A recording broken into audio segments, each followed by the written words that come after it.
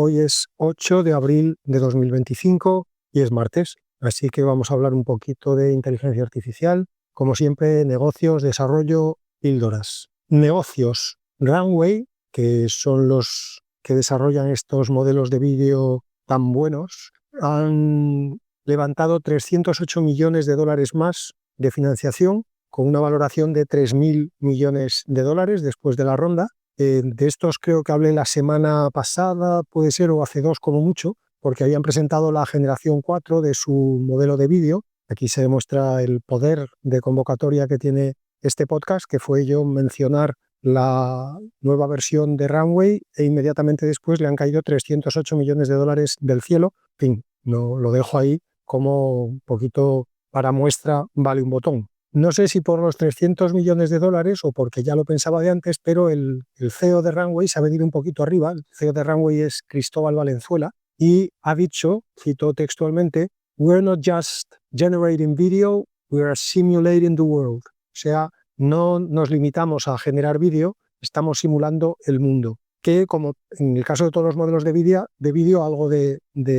verdad tiene, porque una de las aplicaciones que en algún momento deberían tener todos los modelos de vídeo es poder entrenar a robots, por entendernos, a agentes que tengan que interactuar con el mundo físico. Obviamente el vídeo tiene que tener algún tipo de datos, de capa adicional de datos, pues por ejemplo, para que el modelo que se entrene tenga sensación de profundidad y sepa distinguir la tercera dimensión, no solamente las dos que aparecen en el vídeo, pero obviamente ser capaz de generar vídeo realista es el primer paso para poder entrenar a agentes del mundo físico. Siguiente noticia de negocios, como ya se veían venir en China que iba a haber algún tipo de medidas restrictivas a las exportaciones, bien fuera en forma de restricciones explícitas o de aranceles muy altos por parte de Estados Unidos, pues los gigantes, digamos, chinos, como por ejemplo ByteDance y Alibaba, han puesto en marcha pedidos de chips de Nvidia por valor de 16.000 millones de dólares. Ya sabéis que no pueden comprar las mejores versiones de los chips de Nvidia. De hecho, Nvidia fabrica unos chips específicos con menos prestaciones para el mercado chino, pero de esos chips que sí se les permite comprar, pues han encargado 16.000 millones de dólares más. Esto ya lo comenté en su momento cuando hubo todo el revuelo de DeepSeek. Esto viene a confirmar que el negocio de Nvidia no está ni mucho menos de capa caída. Yo sigo sin entender por qué está teniendo el castigo en bolsa que está teniendo últimamente. Es posible que estuviera sobrevalorado y que los inversores en algún momento dado se lo hayan pensado mejor y lo hayan llevado a un precio que les parece más razonable. Pero desde luego no ha habido ningún hecho objetivo en los últimos, lo que llevamos de año básicamente, que haga pensar que el futuro de Nvidia es ahora peor o parece ahora peor de lo que parecía hace 6 meses, o 4, o 5. Así que, insisto, las noticias que se generan alrededor de Nvidia son todas de más demanda, más cantidad, de más países, y no veo yo cuál es la debilidad que ahora mismo tiene su modelo de negocio. Siguiente noticia, Shopify, es esta empresa que da un poco, digamos, servicios integrales al retail, desde pasarelas de pago hasta plataformas de marketing, en todo tipo de servicios para las tiendas, tanto físicas como digitales. Pues el CEO de Shopify, que es un tipo que se llama Tobi Lütke, ha circulado un memo interno en la compañía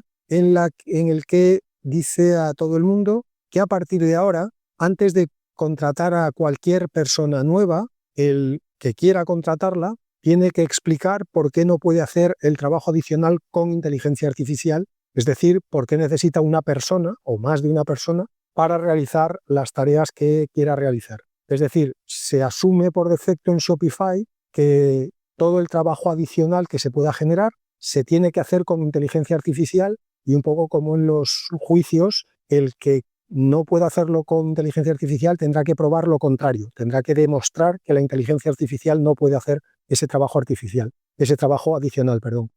Además de eso, no sé si en el mismo memo o en otro, Shopify a partir de ahora, en los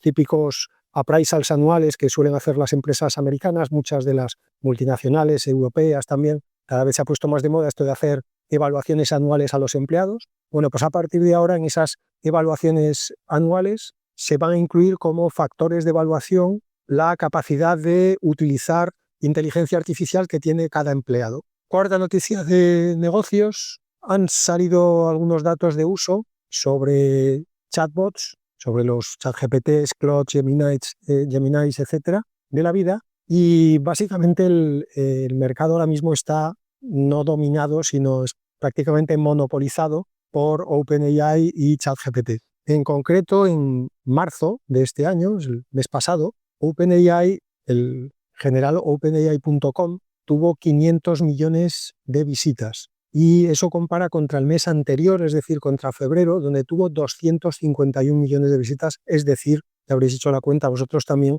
ha multiplicado por 2 las visitas en un mes. Esto tiene que ver también probablemente con lo que pasó en los últimos días, la última semana de marzo, cuando ya se podía usar el modelo de generación de imágenes nativo, y hubo una especie de frenesí haciendo imágenes de estas al estilo de cómic japonés, que bueno, pues en las redes sociales todo el mundo enloqueció en esos días y seguro que un montón de los millones de visitas de marzo vienen de ahí. OpenAI también ha informado de que tiene ya 20 millones de usuarios de pago, con lo cual, asumiendo una progresión similar durante el resto del año, le generaría unos 5.000 millones de dólares de ingresos anuales, pero esto que puede parecer mucho, recordemos que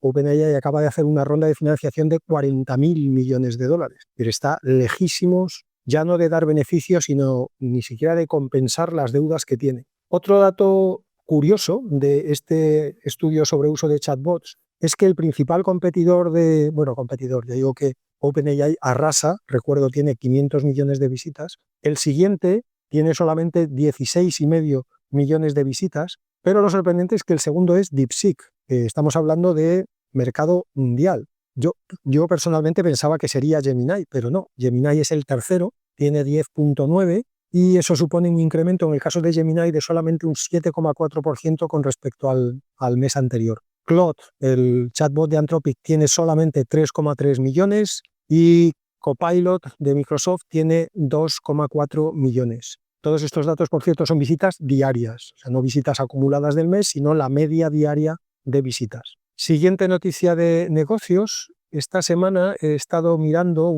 salió la noticia y he estado probando un modelo de generación de voz en tiempo real de una empresa que se llama Krisp, K-R-I-S-P, Krisp.ai, que en concreto una de las herramientas que tiene lo que hace es quitar el acento raro, por decirlo así, que puedan tener determinadas personas. Por ejemplo, en el mundo anglosajón, es muy frecuente que las empresas americanas subcontraten la atención al cliente, el servicio al cliente, en empresas de India o de Filipinas también. Y obviamente, pues en India y en Filipinas se habla mucho inglés, pero se habla con mucho acento. Todos los que hayáis oído hablar alguna vez a indios en inglés o a filipinos en inglés, pues claramente se les nota el acento, igual que se nos nota a los españoles en general o a los franceses. Todos tenemos ese toque que es una especie de mezcla de nuestra lengua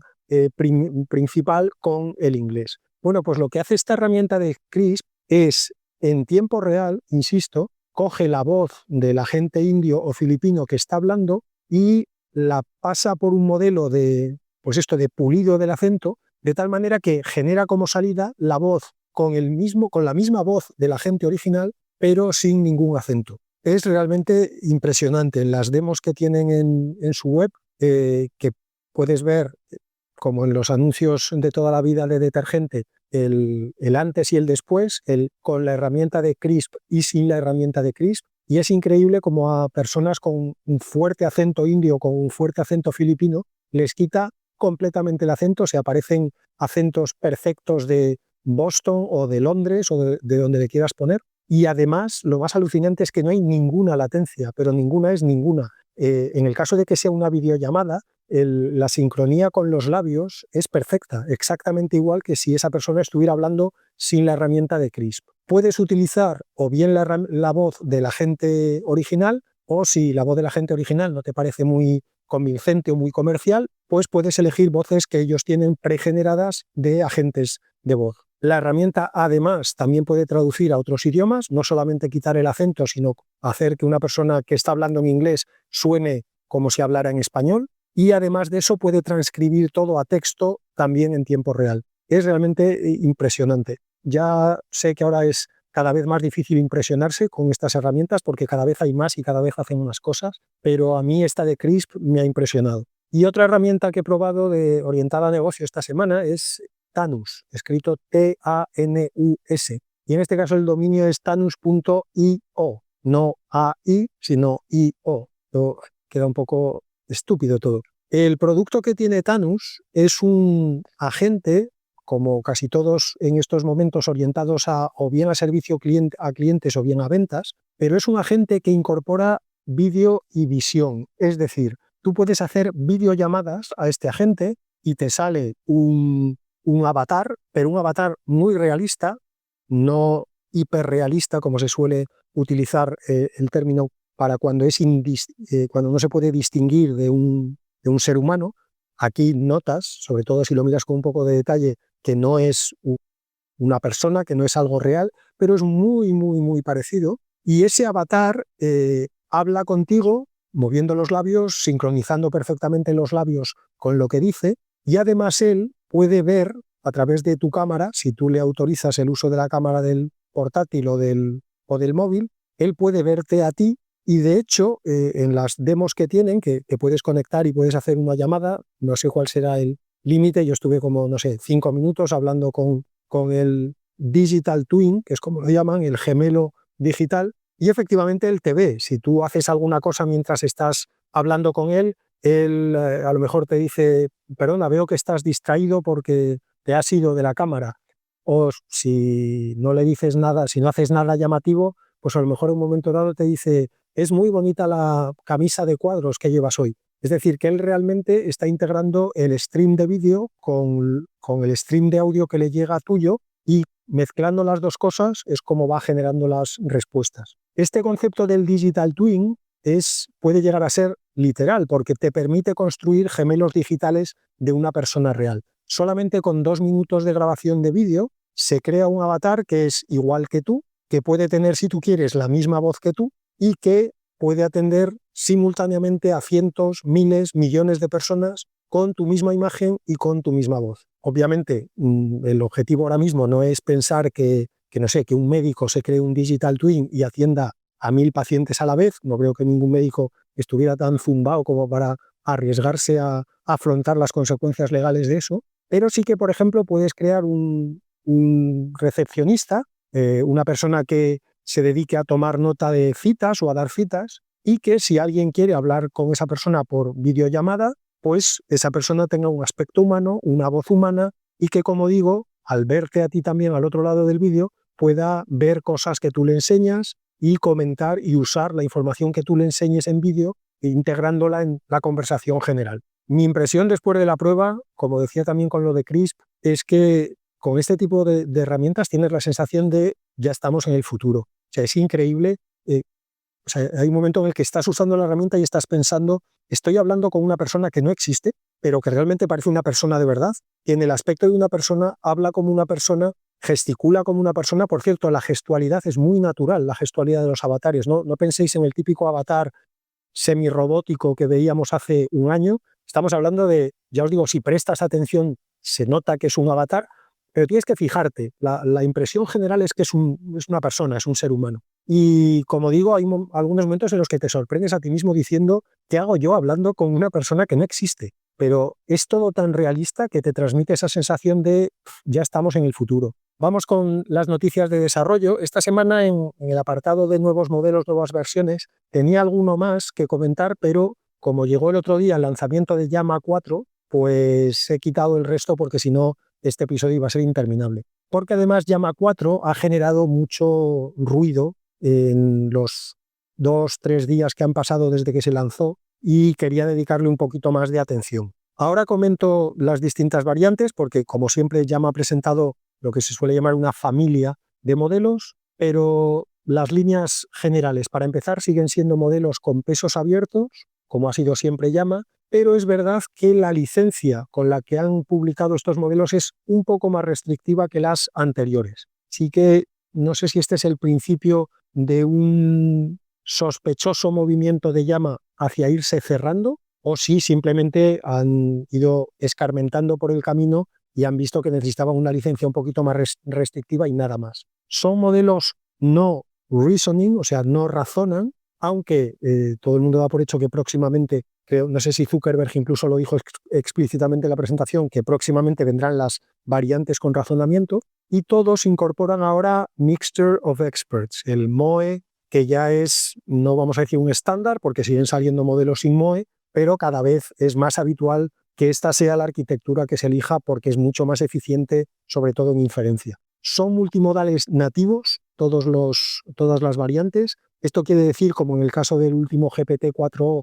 que los tokens de vídeo y los de texto se procesan juntos en la misma arquitectura de transformers, y eso hace, como hemos visto también en el GPT-4o, que el rendimiento dé un salto espectacular. El rendimiento sobre todo cuando combinas modalidades, porque no estás sacando ya la generación de audio, la generación de vídeo a un modelo externo al que le tienes que traducir el prompt original, sino que sobre el mismo prompt original, mezclando todos los tokens, generas la salida, el output, también generando en la misma arquitectura los tokens de salida de audio, de vídeo, de lo que sean. Entonces, en esa familia de Llama 4 ha presentado 2 variantes y ha anunciado una tercera. La primera variante, a la que ha llamado Scout, como los Boy Scouts, es un modelo de 109 billones, siempre van a ser billones americanos a partir de ahora, con lo cual me ahorro el tener que decirlo cada vez, 109 billones en total, pero como usa una arquitectura MOE,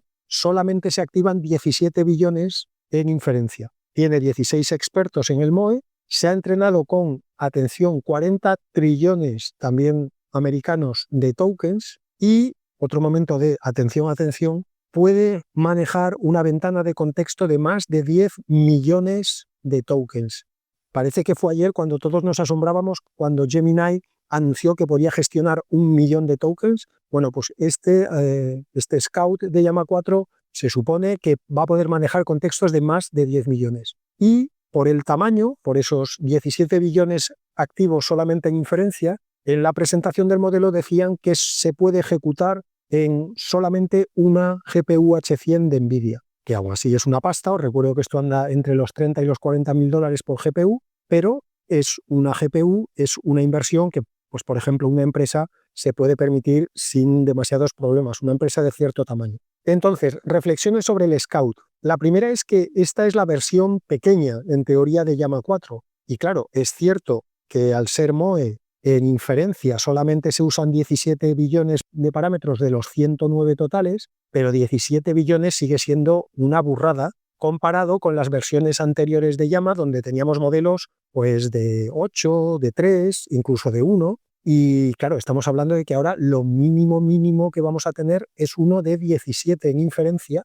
y 109 en training. Es una auténtica burrada. Esto, por supuesto, es implanteable ejecutarlo en un ordenador doméstico. Como os decía antes, se necesita como mínimo una GPU H100 de NVIDIA para que corra bien, pero incluso si dijeras, bueno, yo estoy dispuesto a sacrificar un poquito el que vaya más despacio, el que tenga más latencia, pero es que aún así estamos hablando de que incluso con el hardware más top de consumo, que podría ser ahora a lo mejor un M4 de Apple, no te vas a ir por debajo de los 3.000, 4.000 euros de ninguna manera, y eso, ya insisto, para que el modelo se ejecute un poquito arrastrándose. Y otra reflexión sobre las ventanas de contexto estas tan grandes. Normalmente cuando se presentan los modelos y con ventanas de contexto tan grandes, inmediatamente el que lo presenta, en este caso Meta, se apresura a dar un muy buen resultado en la prueba del needle in a haystack, la aguja en el pajar. El problema con contextos tan grandes no es solamente encontrar cosas en el contexto, es saber usar las cosas que encuentras y sobre todo saber relacionarlas. Saber relacionar una cosa que está en los primeros 1000 tokens con otra que está en el token 2 millones, con otra que está en el token 6 millones. Entonces, está bien, por supuesto, tener una buena puntuación en el needle in the haystack, pero habrá que ver esto en uso real, porque con un contexto de 10 millones no vale con encontrar los tokens. Tienes que ser capaz de gestionar muy bien lo que encuentras después para dar respuestas que tengan sentido. Por cierto, a título de curiosidad, y ya que estamos en el bloque de desarrollo, según Meta, el truco, la arquitectura que han usado para poder gestionar ventanas de contexto tan grandes es una novedad que ellos han incorporado, que es intercalar las capas de atención del modelo, intercalar capas normales, por decirlo así, de las que tienen incorporado, por así decirlo, el encoding posicional, no solamente el encoding del token, sino también el encoding de la posición que ocupa el token. En concreto, en esas capas normales ellos usan ROPE, R-O-P-E, que es el acrónimo de Rotary Positional Encoding. Bueno, pues ellos lo que están haciendo es alternar una capa ROPE con una capa NOPE, que la capa NOPE viene de No Positional Encoding, o sea, alternan capas que tienen en cuenta la posición del token con capas que no tienen en cuenta la posición del token y alternan un montón de esas capas. Según ellos, esa es una de las, en fin, estrategias que han utilizado para poder gestionar modelos de contexto, o sea, ventanas de contexto tan grandes sin que se pierda la información por el camino. La segunda variante que ha presentado Meta es la variante Maverick. Maverick, como Tom Cruise en Top Gun, pues ese tipo de Maverick. Maverick es un modelo de 400 billones de tokens en total, pero como también es un MOE, en inferencia solamente hay 17 billones activos. Tiene 128 expertos, se ha entrenado con 22 trillones de tokens y, según Meta, tiene un rendimiento comparable a ChatGPT 4.5, a Claude 3.7 o a DeepSeek V3. Curiosamente, en este Maverick, la ventana de contexto que manejan es de, iba a decir solamente comparado con la anterior, 1 millón de tokens, que sigue siendo una burrada, pero comparado con los 10 millones de Scout, pues sorprende un poco que en el modelo teóricamente más potente la ventana de contexto se reduzca. Sorprende y no sorprende, porque claro, si a un modelo de este tamaño además le metes ventanas de contexto de 10 millones, entonces ya el escalado cuadrático que ya tienen de por sí los transformers, con tantos pesos, pues necesitarías, ahora que Estados Unidos dicen que quiere comprar Groenlandia, pues probablemente necesitarías toda Groenlandia para llenarla de servidores que fueran capaces de gestionar una ventana de contexto de ese tamaño con un modelo de este tamaño también, aunque sea un MOE. Fijaos que el número de parámetros activos que tiene, de todas maneras, es igual que el que tenía Scout, 17 billones de parámetros. Por eso, en las especificaciones que presentaba Meta, a pesar de que el modelo necesita más GPUs, más memoria en las GPUs, porque tiene que alojar más pesos, en total, tiene que alojar los 400 billones, pero como en inferencia solo utiliza 17, la velocidad es igual que la de Scout. O sea, este modelo, aunque es más grande, no es más lento, no genera los tokens más despacio. Con Maverick ha habido una gran polémica porque Meta, cuando lo presentó, dijo que se había colocado ya segundo en los rankings del LM6 Arena, solamente por debajo del Gemini 2.5 Pro experimental, que es un modelo de razonamiento. Es decir, ellos venían a decir, fijaos, nuestro modelo, sin haberle puesto razonamiento todavía, ya solamente está por detrás de uno, y ese uno sí que tiene razonamiento. O sea que imaginaos cuando nosotros le pongamos a Maverick razonamiento. Lo que pasa es que después se vino a medio descubrir por las redes que la versión que ellos habían subido al LM6 Arena era una versión poquito tailor-made para el benchmark del LM6. Es decir, que la versión que ahora mismo uno se puede descargar del Llama 4 Maverick no es la que tuvo tan buen resultado en el LM6 Arena, porque al estar tan fine-tuneada para rendir bien en ese contexto del LM6 Arena, perdía por lo visto mucho rendimiento en otras áreas, como por ejemplo en código y en matemáticas. Así que ahí ha habido una polémica, y si es verdad que ha sido así, pues hombre, Zuckerberg ya lleva muchos años en esto y ya debería saber que estas trampas duran, pues eso, 48 horas, con lo cual es mejor no hacer la trampa porque no vas a ganar nada y vas a poner en duda la credibilidad de todos los benchmarks que saques a partir de ahora de cualquier otro modelo que presentes en los próximos 20 años. Otra ventaja que Meta destacaba de Maverick es que tiene un coste por token muy bajo quiere decir comparable al Gemini 2.0 Flash, a pesar de que, como también según dice Meta, este Maverick tiene un rendimiento muy superior al Gemini 2.0 Flash, con lo cual en equilibrio coste-eficacia pues estaríamos probablemente delante del mejor modelo ahora mismo, aunque esto ya sabéis que es lo natural, el último es el mejor. Y por último, Llama 4 incorpora un tercer modelo, una tercera variante a la que han llamado Behemoth, Behemoth como Behemoth en español, que es el monstruo este que aparecía en la Biblia. Creo recordar que en el libro de Job, de hecho, un monstruo que le daba todavía más penalidades a Job de las que ya tenía. Bueno, pues le llaman Behemoth porque este modelo, que no se ha presentado todavía porque todavía no ha terminado su training, tendrá, atención, 2 trillones de pesos y como es un MOE, tendrá activos en cada inferencia 288 billones de tokens. De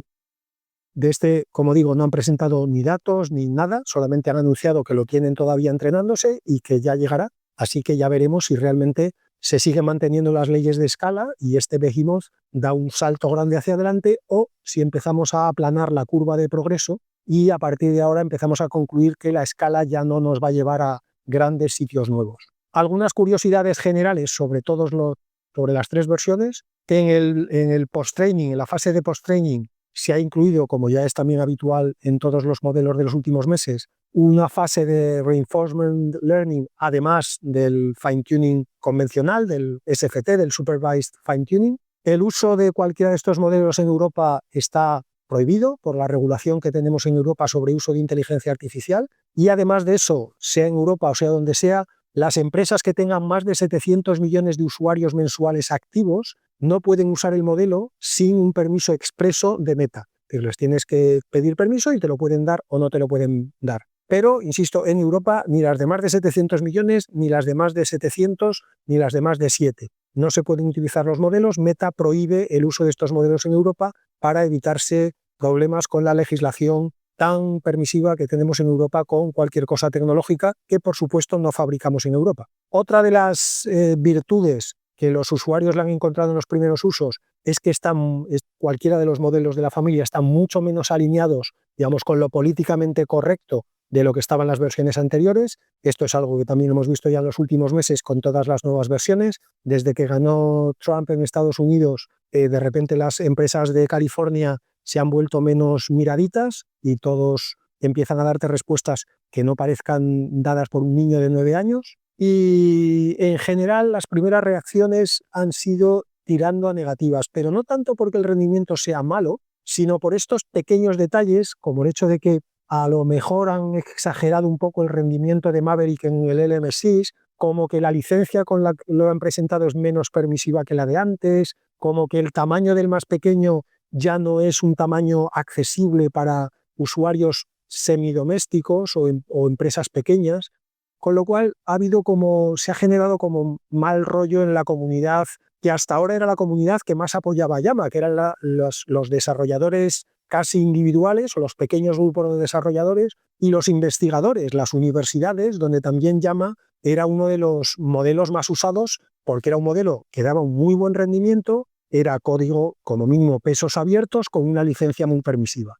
Esto hace pensar que, asumiendo que obviamente en Llama no son idiotas, o por lo menos no todos, y ellos también habrán visto que este tipo de giro no les iba a seguir posicionando como los más populares, los más usados en el mundo de los desarrolladores y de los investigadores, lo cual hace que nos preguntemos, yo por lo menos, y en general más gente que he leído, ¿a dónde narices se quiere dirigir ahora Meta? Puede ser que esté intentando cambiar y girar un poquito también hacia el mundo empresarial, hacia el mundo corporativo, pensando, bueno, las empresas cada vez se van a preocupar más por la seguridad de los datos en el uso de inteligencia artificial y a lo mejor las empresas van a querer cada vez más instalarse sus propios sistemas de inteligencia artificial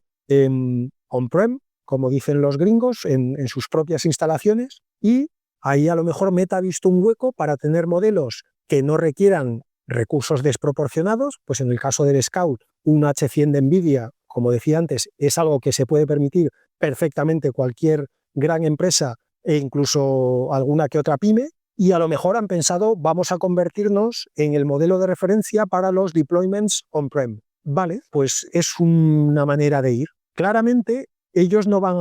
parece de momento, que vayan a irse al modelo, pues por ejemplo, de OpenAI, de Google, en el que tú instalas tu modelo en tus propios servidores y lo que haces es dejar que los consumidores usen tu modelo directamente en tus servidores. Ellos,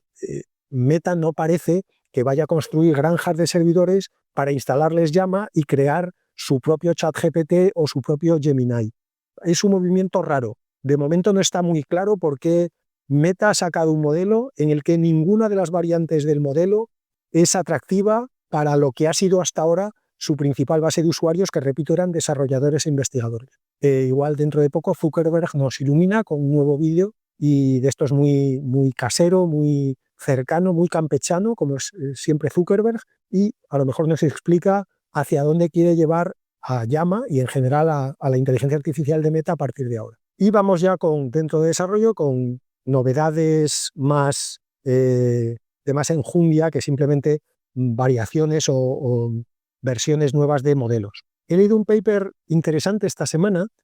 sobre un problema que al usar cada vez más reinforcement learning para el post-training de los modelos, pues es un modelo al que cada vez nos vamos a tener que enfrentar más, que es cómo hacemos el reinforcement learning en dominios, en áreas en las que las respuestas a una pregunta no son 0 y 1, no son correctas e incorrectas. Es decir, el reinforcement learning es muy fácil de hacer para preguntas de código o para preguntas, por ejemplo, de matemáticas, porque las respuestas son o correctas o incorrectas. Pero ¿qué pasa si quieres entrenar a un modelo con reinforcement learning en derecho, o en filosofía, o en medicina, o en educación? Bueno, pues ahí hasta ahora se hacía mucho RLHF,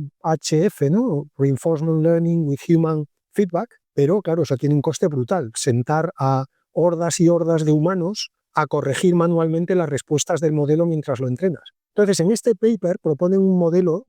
sistema que ellos llaman RLVR, Reinforcement Learning with Verifiable Rewards. Es decir, aprendizaje por refuerzo con recompensas verificables. ¿Y qué hacen aquí? Pues aquí lo que hacen es entrenar a un modelo para que luego recompense al modelo que queremos entrenar. A este modelo, al modelo recompensador, lo que se hace es entrenarlo con referencias basadas en respuestas de expertos a preguntas, lo que se llaman preguntas open-ended, preguntas de estas de las que decía antes, que no tienen respuestas correctas o incorrectas, sino que incluso una misma respuesta, a una misma pregunta, distintos expertos te pueden dar distintas respuestas. Entonces, entrenas al modelo recompensador con esas referencias de expertos, de tal manera que al modelo recompensador lo que le dices es que no tiene que valorar las respuestas con correcta e incorrecta, sino que tiene que asignar una probabilidad de que la respuesta sea correcta o incorrecta. Y una vez que el modelo recompensador está ajustado, entonces usas ese modelo con las mismas referencias para que evalúe al modelo que realmente querías entrenar. Y, repito, no le va a asignar correcto o incorrecto, le va a asignar una probabilidad de que la respuesta que da el modelo que se está entrenando sea cercana a lo que diría un experto, teniendo en cuenta, como digo, que son preguntas open-ended y que, por lo tanto, incluso las respuestas entre expertos pueden variar. Bien, pues con este sistema, con este RLVR, este paper partían de un modelo de 7 billones de parámetros al que le aplicaban el RLVR y después de aplicárselo superaba en exactitud, en precisión de las respuestas, a un Qwen 2.5 de 72 billones de parámetros, es decir, un modelo 10 veces más grande. No solamente lo igualaba, sino que incluso lo mejoraba marginalmente, pero tenía un 8% más de precisión en las respuestas de referencia que, insisto, un modelo 10 veces más grande. Otro paper interesante de esta semana es uno donde se presentaba una nueva familia de modelos de visión muy ligeros, es decir, de muy pocos pesos y con pocos requerimientos comparados con los que tenemos ahora de computación, que lo que hacía era inspirarse en cómo funciona el ojo humano a la hora de percibir la realidad. Y ellos resumían ese modelo, esa estrategia que usa el ojo humano, en la frase "see large, focus small". Es decir, intenta ver mucho, pero enfócate en poco. Sabéis que el ojo humano tiene una gran precisión en el punto donde enfocas, justo, digamos, en lo que realmente estás enfocando con el ojo, pero a medida que te separas del centro del ojo hacia los lados, la capacidad de resolución va bajando exponencialmente. Creo que en el centro del ojo se estimaba que tenemos más de 500 millones de megapíxeles, más de 500 megapíxeles de precisión, y en las esquinas de los ojos creo que andamos alrededor de los 2. Bueno, pues con ese mismo principio lo que hace este modelo de visión es justamente subir mucho, por decirlo así, la resolución en un punto concreto o en una zona pequeña, concreta, pero mantener una resolución más baja en el contexto, en lo que rodea al punto que estás enfocando. Nuevamente con el principio See Large, Focus Small. El siguiente paper es quizá el que más me ha llamado la atención esta semana. Es un paper de la Universidad de Hong Kong donde presentan un modelo al que llaman Dream como sueño, de 7 billones de parámetros, que es un LLM, un modelo de lenguaje, pero que, atención, es un modelo de difusión, no es un modelo autorregresivo con transformers. Es un modelo de difusión, es la misma arquitectura que se usa en muchos de los modelos de generación de imágenes. Lo que hicieron fue partir de un Qwen 2.5 de 7 billones, cogieron los pesos de ese Qwen 2.5 de 7 billones y con esos pesos inicializaron el modelo de difusión. En vez de partir de pesos aleatorios, partieron de los pesos trasladados del Qwen 2.5 de 7 billones. Eso hizo que, por lo visto, al principio los primeros pasos del training fueran un poco caóticos, la función de pérdida, por lo visto, se disparaba, pero vieron que relativamente rápido empezaba a converger y con el tiempo se estabilizaba y mejoraba mucho el rendimiento final con respecto a entrenarlo a partir de pesos aleatorios. El resultado final es un modelo que, según ellos, mejora al transformer tanto en generación de texto como en planificación, porque los modelos, al ser un modelo de difusión, no genera token a token, sino que lo que hace es ir generando, tiene que construir primero como una respuesta general y después ir generando los tokens que van encajando en los huecos.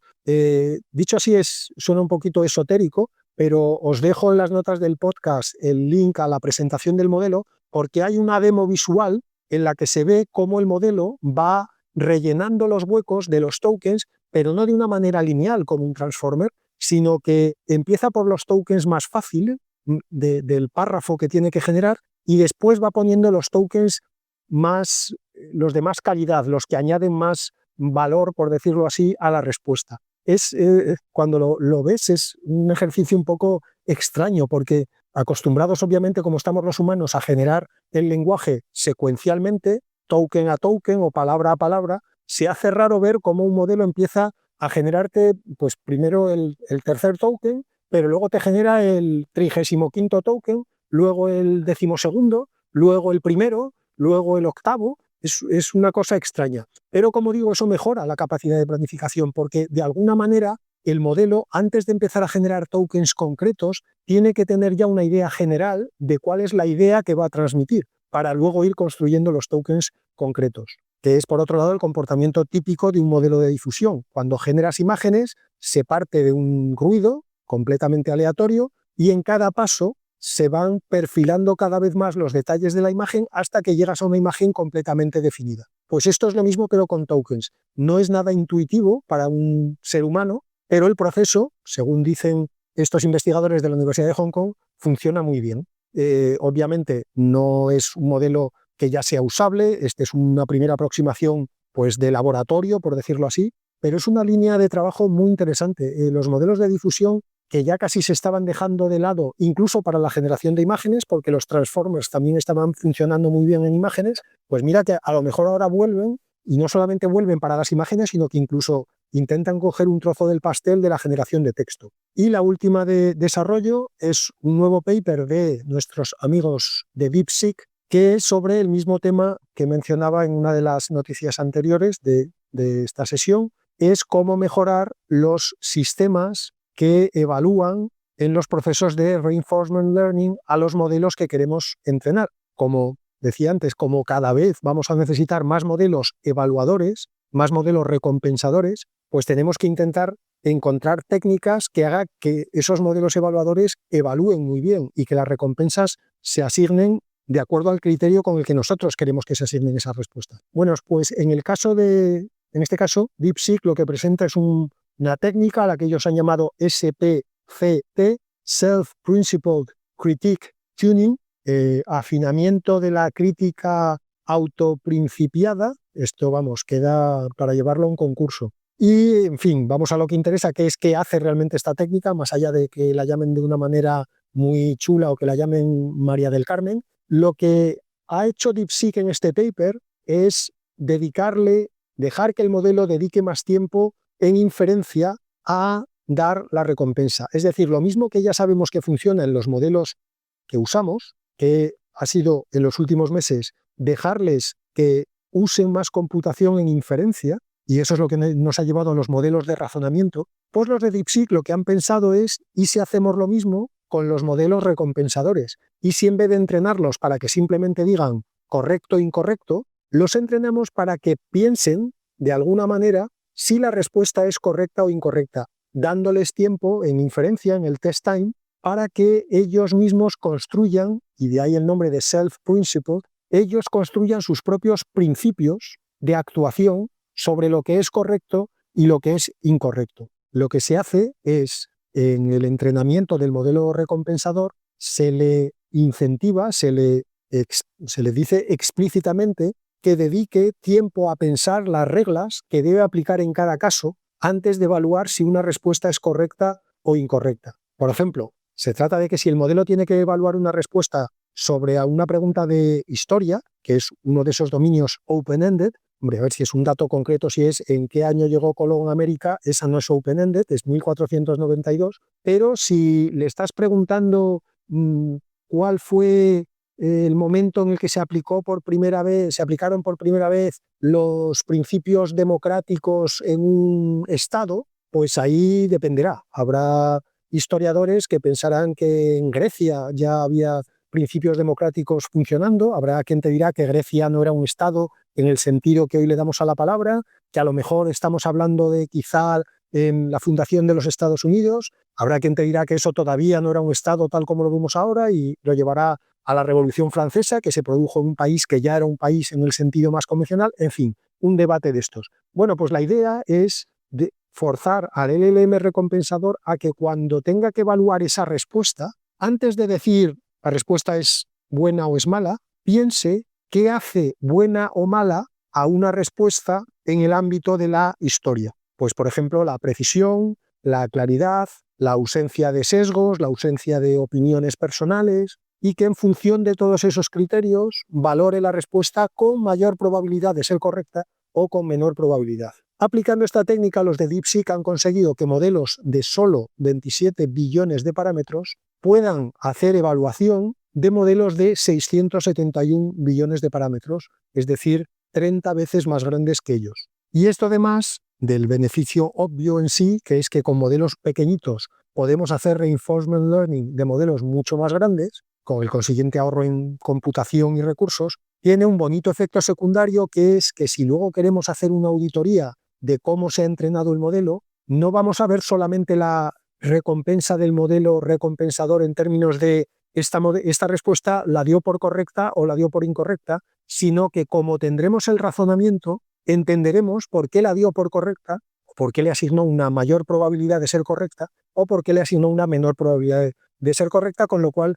mejoramos la transparencia del proceso de post-training, que siempre es bienvenido porque cada vez nos va a interesar más saber por qué un post-training ha sido bueno, por qué un post-training ha sido malo. Y vamos ya con las pildoritas, que el episodio de hoy ha sido muy largo, pero es que ha habido, sobre todo lo de Llama me ha descolocado, ha salido hace muy poquito y no quería dejarlo para la semana que viene. En las pildoritas esta semana, para empezar, vamos a hablar de Tinder, la aplicación de ligoteo, que ha presentado esta semana lo que han llamado The Game Game, que es básicamente una herramienta que ponen a disposición de sus usuarios para que practiquen cómo ligar. Se supone que quien va a Tinder a lo mejor no tiene unas grandes habilidades de ligoteo en persona, o no. Ellos deben de pensar que algunos de esos usuarios no son muy buenos ligando, y entonces lo que han hecho es poner esta herramienta donde tú, obviamente con una inteligencia artificial al otro lado, practicas tus técnicas de ligoteo. Y además de practicarlas, la propia inteligencia artificial después, una vez terminada la sesión, te da consejos. Te dice, aquí me dijiste demasiado rápido que si íbamos a tu casa, esto no se lleva así. O cuando me preguntaste por este tema, no mostraste interés por lo que yo te acababa de contar de otro tema de no sé qué. En fin, estas cosas que hacen también los coaches de relaciones, que no sé muy bien lo que hacen, pero que creo que existen. Esta pildorita la traigo porque más allá de la gracia de Tinder, que en fin, por el ámbito en el que trabajan, pues siempre genera un poquito de jiji jaja, pero la traigo porque creo que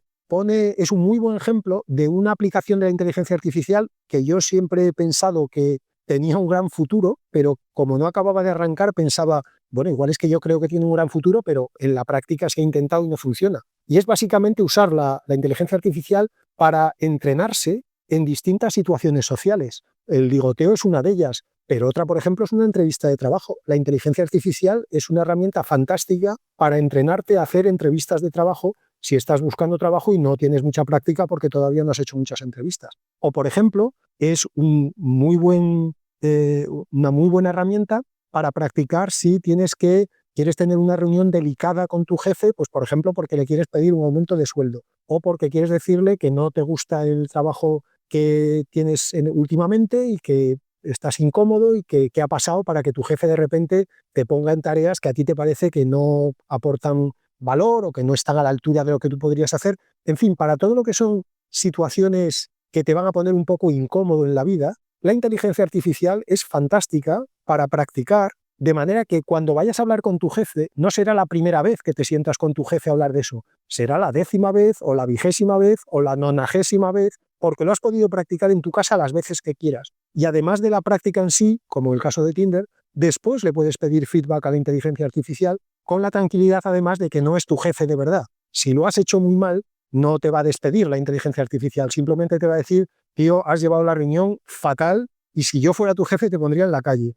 Y en concreto lo que has hecho mal es esto y esto y esto y esto. Bueno, pues con ese feedback vuelve a intentarlo. Y con el feedback que te dé, vuelve a intentarlo. Y así hasta que lo tengas controlado. Segunda pildorita, Neuralink, la empresa esta del conglomerado de Elon Musk que hace estos implantes cerebrales para que las personas que tienen discapacidades severas, tipo tetraplegias, puedan comunicarse con el mundo exterior con el pensamiento. Bueno, pues Neuralink está buscando pacientes en todo el mundo para seguirlos incluyendo en su, digamos, programa de pruebas de estos implantes cerebrales. Entonces, en concreto, están buscando personas con tetraplegia. Lo menciono simplemente porque si conocéis alguna persona que se encuentre en esa situación y quiera intentar que Neuralink lo meta en sus programas de test, pues en la web de Neuralink, que es neuralink.com, se puede apuntar y luego ahí ya es una caja negra. No sé cuáles son los criterios que seguirá Neuralink para seleccionar a unos sí y a otros no, pero supongo que, como se suele decir, por probar no se pierde nada. Tercera pildorita, Microsoft le ha puesto a Copilot pues las funciones que últimamente ya hemos visto que van incorporando todos los modelos, todos los chatbots. Pues por un lado le ha incorporado memoria para que recuerde conversaciones anteriores y recuerde además los datos que el usuario le diga que recuerde. Le ha puesto capacidad de hacer búsquedas en la web y le ha puesto capacidad de visión usando la cámara del dispositivo portátil, móvil, etcétera, que esté usando el usuario en ese momento. Como digo, esto ya lo hemos ido viendo en otros asistentes, pero Copilot lo ha incorporado esta semana. Por cierto, esta semana también Google ha empezado a ponerle visión a Gemini en Android. Creo que de momento solo está disponible en el Pixel 9 y en el Samsung Galaxy S25, pero si sigue la cosa como hasta ahora, Gemini siempre ha empezado poquito a poquito, pero ha acabado extendiendo las funcionalidades a todos los móviles Android, aunque en este caso también tengo que decir por alguna demo que he visto, en mi móvil no funciona todavía, pero alguna demo que he visto y lo que dice el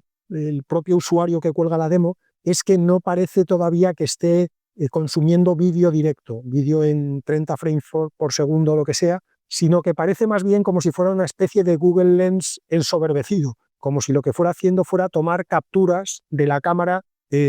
para hacer luego un análisis parecido al que hacía Google Lens. Pero bueno, ya veremos a dónde va. Cuarta pildorita, otro más que se sube al carro del MCP, del Model Context Protocol de Anthropic, que recordáis que es esta especie de estándar que Anthropic propuso para que los LLM se comuniquen entre sí o se comuniquen con herramientas externas. Bueno, pues en las últimas semanas os dije varios que se habían apuntado, entre ellos probablemente el más relevante fue OpenAI. Pues esta semana se ha subido al carro también Eleven Labs, que son los que fabrican fundamentalmente modelos de voz y de audio. Entonces, a partir de ahora, plataformas pues como Claude, que es obviamente la de Anthropic, va a poder conectarse a modelos que le den capacidades de voz, a modelos de Eleven Labs, usando el MCP. Así que si esto sigue así, si esto sigue con esta tracción, el MCP lleva todo el camino de convertirse, probablemente no en el único, pero sí en el primer estándar que vamos a tener en la construcción, el ensamblamiento de piezas dentro de la inteligencia artificial. Quinta pildorita, TSMC, los taiwaneses, el mayor fabricante de microchips del mundo, ha presentado el día 1 de abril su nuevo chip que rompe la barrera por abajo y llega hasta los 2 nanómetros de separación en la puerta de los transistores. Esto es una burrada, empezad a ponerle ceros después del 0, y empezará a producirlo, como digo, lo ha presentado. La producción está prevista para la segunda mitad de este año. Y creo que ya hace no mucho leí que esperan en 2026 poder presentar chips de, si no recuerdo mal, 1,6 nanómetros. Esto es muy interesante, tiene una derivada que comento muy rápido, aunque no es exclusiva de la inteligencia artificial, y es que a medida que vamos bajando en las dimensiones de los transistores, vamos a empezar a tener problemas porque van a empezar a aparecer efectos cuánticos, en concreto el efecto túnel, lo que va a hacer que los transistores se cierren, incluso estando abiertos, porque en esas escalas tan pequeñas empezaremos a ver cómo pasan, repito, fenómenos cuánticos. Pero ese es un melón muy interesante que no voy a abrir ahora porque ya llevamos casi una hora de podcast. Penúltima pildorita, los LLMs acaban de pasar por primera vez de manera oficial el test de Turing completo. ¿Por qué digo completo? Bueno, pues porque alguna vez ya se había pasado variantes del test de Turing, pero en este caso se ha pasado la versión original, la que Turing propuso. Esto lo he leído en un paper de la Universidad de California en San Diego, y ese test original lo que requería es que cada participante conversara, el mismo participante, con una máquina y con un humano, y decidiera quién es quién. Lo digo porque hace no mucho, en los últimos años, hemos leído, yo por lo menos he leído, noticias en las que se decía el LLM tal pasa el test de Turing. Pero hasta ahora lo que se solía hacer era usar participantes en los que unos participantes hablaban con máquinas y unos participantes hablaban con humano. Y se les pedía a cada uno que dijeran si su interlocutor había sido humano o máquina. Eso puede generar sesgos, para empezar, porque depende del nivel de fluidez que uno tenga en el uso de la tecnología. Eso afecta a tu expectativa de cómo de buena puede ser una máquina. Y una persona que trabaja todo el día en inteligencia artificial no le va a sorprender que su interlocutor, por muy bien que hable, sea una máquina. Sin embargo, una persona que trabaja poco con ordenadores, en cuanto vea que su interlocutor habla muy bien, va a pensar esto tiene que ser un humano. Al hacer el test de Turing con la propuesta original, incluso aunque tú seas una persona que no trabajes mucho con tecnología, que no tengas mucha idea de lo avanzada que está la inteligencia artificial, como tienes que hablar con un humano y con una máquina, no vas a poder hacerlo de, bueno, si habla muy bien es porque es un humano, porque lo que te vas a encontrar es que los dos hablan muy bien. Y entonces vas a tener que buscar otras maneras de decidir quién es humano y quién es máquina, y eso es justamente lo que buscaba originalmente el test de Turing, que tú tuvieras que acudir a cualidades ya muy finas de la inteligencia y que no dependiera de tu predisposición a valorar mejor o peor a las máquinas. Dicho todo esto, en el paper, los de la Universidad de California, San Diego, lo que han hecho es coger dos grupos de población diferentes. Unos eran estudiantes de la propia universidad y otros eran personas de fuera de la universidad. Los grupos no eran muy grandes, uno de 126 y otro de 150 personas, y sometieron a prueba varios tipos de LLMs. LLMs, digamos, a pelo, sin ningún tipo de system prompt, otros modelos con un system prompt donde se les decía que iban a someterse a un test y que tenían que intentar comportarse como una persona, porque su objetivo era simular ser una persona, y cada participante tenía que charlar 5 minutos con el humano que le tocara o con el LLM que le tocara. Charlaba en una aplicación tipo WhatsApp, el interface de chat que todos tenemos en la cabeza, en el que él iba diciendo una cosa y recibía una contestación, y él no sabía si la contestación en ese chat era una contestación de un humano o de un LLM. Cada participante hacía 8 rondas, con lo cual en total se generaron unas 1000 conversaciones, y en concreto el que mejor salió de los que probaron fue GPT 4.5, que ganó el 73% de las veces a los humanos. Es decir, Los participantes hablaban con un chat donde no sabían que había, hablaban con otro chat donde no sabían que había. El 73% de las veces pensaron que el humano era ChatGPT 4.5. En el caso de Llama 3.1 ganó el 56% de las veces, y cuando se usaban LLMs sin ningún tipo de system prompt, los LLMs pelados, entonces solo ganaban el 36 y el 38% de las veces respectivamente. Pero la cifra de ChatGPT 4.5 es, no sé cómo decirlo, es realmente para replantearse qué es ser un ser humano. Porque si el 73% de las veces GPT 4.5 parece más humano que un ser humano, estamos claramente ya en el límite de replantearnos qué es un ser humano. Y la última píldora tiene que ver con el dato es muy concreto, pero hay una reflexión un poquito más general que tampoco voy a hacer muy extensa porque ya estoy yo también cansado y supongo que vosotros hasta las narices. El dato que leí es que en el típico estudio que se hace de actitud y uso hacia la inteligencia artificial, salía que entre las personas que tienen un trabajo relacionado con la inteligencia artificial, el 76% de ellos cree que la inteligencia artificial tiene, en general, insisto, tendrá sus pros y sus contras, pero en general creen que tendrá un impacto positivo en la humanidad, en el trabajo y en general en la sociedad. Sin embargo, si coges el total de la población americana, en este caso era un estudio hecho en Estados Unidos, solo el 24% de la América que madruga, digamos, solo el 24% cree que la inteligencia artificial tendrá un impacto positivo en sus vidas, en la sociedad, en el mundo en general. Y la mayoría cree que tendrá impacto negativo, cree que será perjudicial, que será dañina, que provocará pérdidas de empleos, en fin, todo tipo de desgracias. Bueno, como digo, el dato no es sorprendente, debería ser sorprendente, porque una cosa es el ludismo, que desde que apareció el LUD en nuestras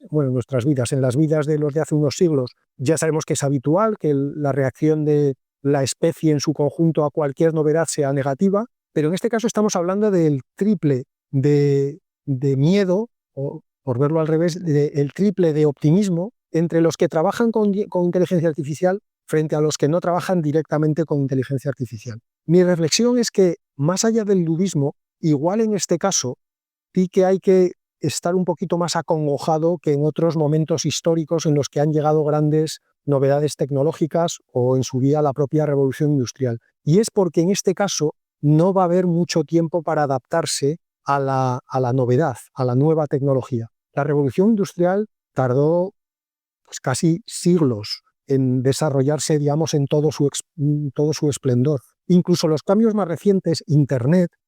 tardó décadas en calar en la sociedad en general. Desde que los primeros que empezamos a usar Internet con el módem aquel que pitaba y en el que podías hacer poco más que enviar emails y ver algunas webs solamente con texto, hasta el mundo en el que estamos hoy, donde todo funciona con Internet, pues hombre, han pasado sus buenos 30 años como mínimo. Sin embargo, con la inteligencia artificial, mi impresión es que el proceso va a ser mucho más rápido y mucho más drástico. Y también tengo la sensación de que a mucha gente le va a pasar por encima. El problema es justamente que yo no veo ninguna solución a eso. O sea, no veo ninguna solución de cómo prepararse. Porque el esfuerzo de educación que habría que hacer, precisamente porque habría que hacerlo tan rápido, es tan ingente. O sea, habría que educar a tanta gente tan rápido en un cambio tan radical que no es realista pensar que ningún gobierno, ningún Estado pueda afrontar esa tarea y, por supuesto, ninguna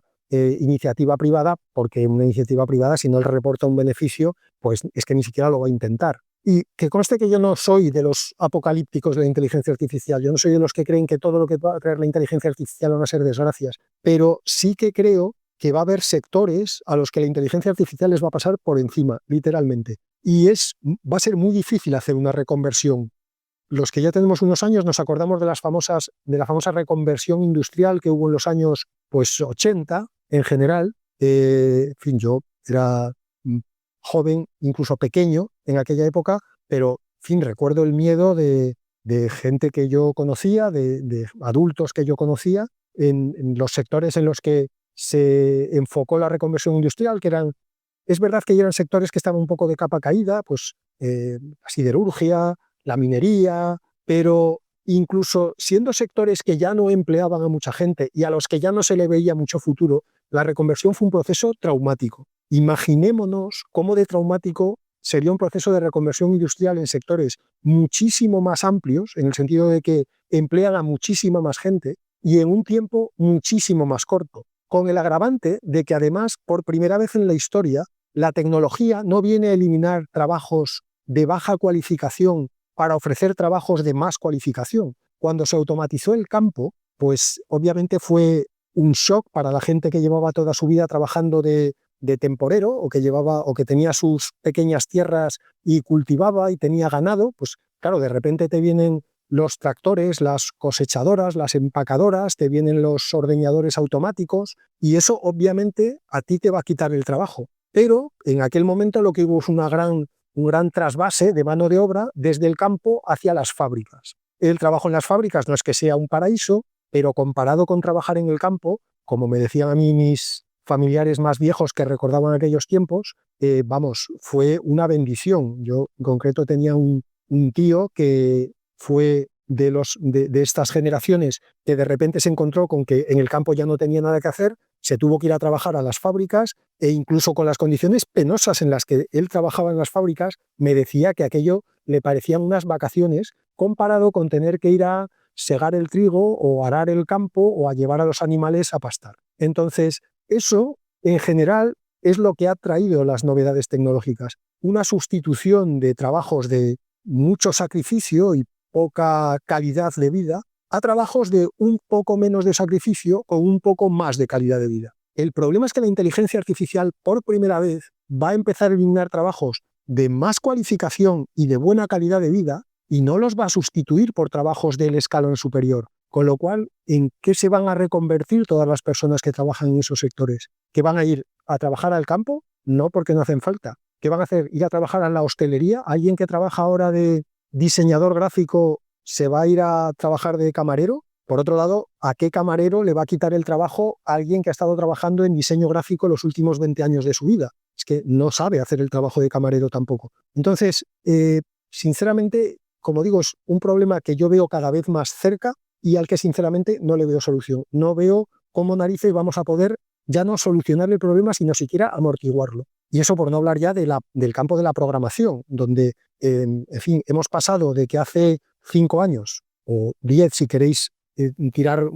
hacer una apuesta más segura, estudiar programación, estudiar ingeniería informática, parecía como la apuesta más segura del mundo, porque todo se suponía que en el futuro todo iba a necesitar programadores, ingenieros de software, gente de seguridad, gente que supiera construir centros de datos. Claro, y ahora estamos viendo de que hay predicciones de empresas que utilizan muchos programadores que dicen que en el próximo año el 90% del código en su empresa lo escribirán inteligencias artificiales. Nuevamente, la pregunta es, si hacemos una reconversión industrial en el sector del software, ¿a dónde vamos a mandar a los programadores? ¿A qué sector vamos a mandar a los programadores? ¿A qué sector que a un programador le parezca un sector medianamente atractivo? Así que aquí lo dejo. Al final me he alargado incluso más de lo que quería, queriendo ser breve,